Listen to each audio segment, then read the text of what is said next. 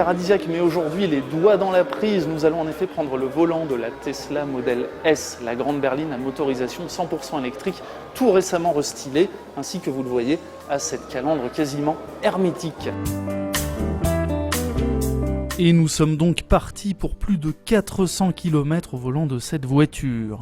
En pleine polémique sur l'autopilote Tesla, survenu après la mort début mai d'un automobiliste américain qui avait enclenché le système sur sa propre voiture. Bien, nous voici maintenant sur l'A4 en direction de Reims et j'ai activé le fameux système autopilote qui combine donc un régulateur de vitesse adaptatif et des caméras et capteurs installés à l'avant de la voiture. Et donc j'ai effectué déjà plusieurs dizaines de kilomètres sans toucher le volant. Évidemment, il y a un système qui me rappelle à l'ordre si jamais je ne me manifeste pas assez souvent. Mais il est tout à fait possible de parcourir plusieurs kilomètres, surtout là dans des conditions idéales, beau temps, marquage au sol de bonne qualité.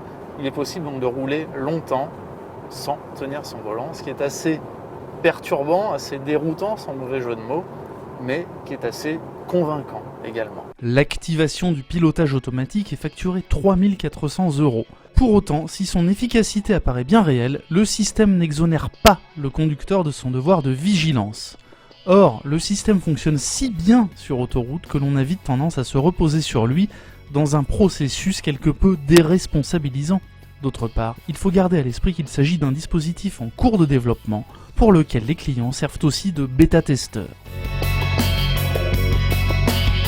Signalons au passage, pour le regretter, que malgré notre insistance, Tesla France n'a pas souhaité répondre à nos questions concernant les déboires de la marque aux États-Unis.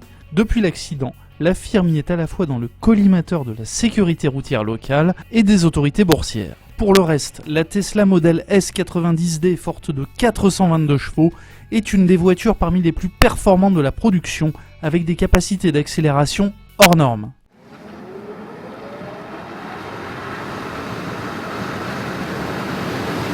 Il y a en plus une version P comme performance de la Model S, et là c'est 3 secondes de 0 à 100. C'est un temps équivalent à celui d'une Lamborghini Aventador. C'est 1/10 de plus que cette Lamborghini.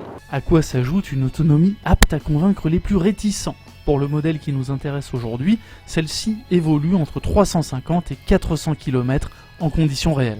Tesla dispose maintenant d'un réseau de 41 stations de superchargeurs dans l'Hexagone qui assurent jusqu'à 270 km d'autonomie en une demi-heure. À cela s'ajoutent 45 stations de recharge à destination. En fait, sur autoroute, c'est assez simple. Il y a ceux qui vont payer leur plein plusieurs dizaines d'euros et ceux qui vont payer exactement 0 centimes d'euros.